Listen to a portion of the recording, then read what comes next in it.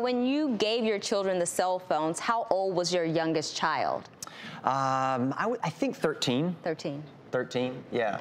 And so, today cell phones come in, it's an iPad, it's a tablet at 2. Yes. And one of the things I've learned so much through all of these experts, the big takeaways are about the fact that parenting cannot be outsourced to a piece of technology.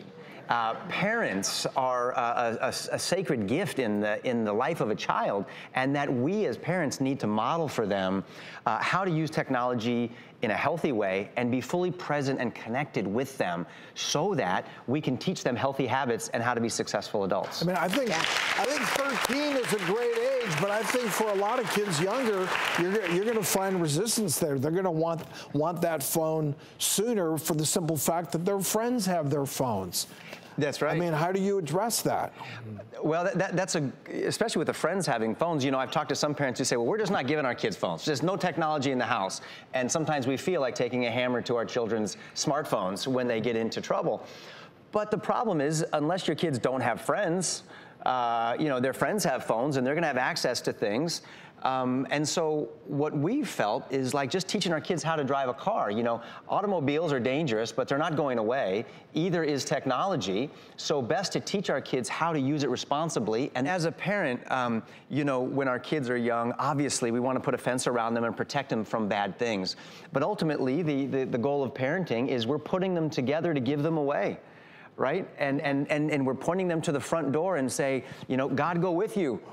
and we pray for the very best.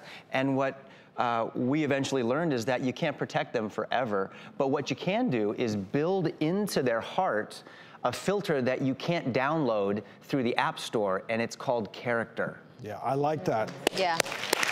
And a lot of times... That's not one of the smartest things that anyone has ever said on the stage. That was really... And who else to teach that but parents who have hours and hours every day. And that's why I think the role is so sacred and so important. I'm curious, you interviewed a lot of experts. Obviously, what this is doing to a child's brain, this is uncharted territory. You, including the neurosurgeon, that's someone you interviewed. Tell us about that. Yes. So I was fortunate enough to have, as a friend of mine, Dr. Ian Armstrong, who is a neurosurgeon, a neuroscientist. He's a researcher of these things. And I was amazed to learn how social media is affecting the physiological structure of the brain, particularly the teenage brain. So I have a lot of skin in that game. So I wanted to talk to him and help me understand. And the teenage brain is still developing, clearly. It's still plastic. It's still changing. It's moldable. I'm interested to hear what effect so much techno, so much social media does have on the developing brain. It's a perfect segue because Dr. Armstrong joins us now. And Dr. Armstrong, thanks for being here as a neurosurgeon. Obviously, you've spent your career trying to keep brains healthy. In your opinion, how are smartphones most affecting our youth? The smartphone is a stimulant.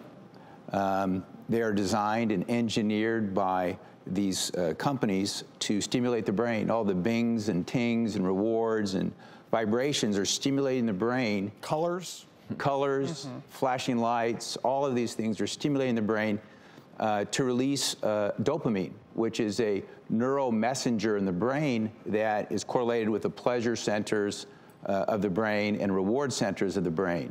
So it's actually stimulating the neurochemistry of the brain in the same manner that perhaps gambling or pornography would. There's a similar response in the reward and pleasure centers of the brain from smartphones and the very carefully calculated stimulus similar to that of cocaine or drugs.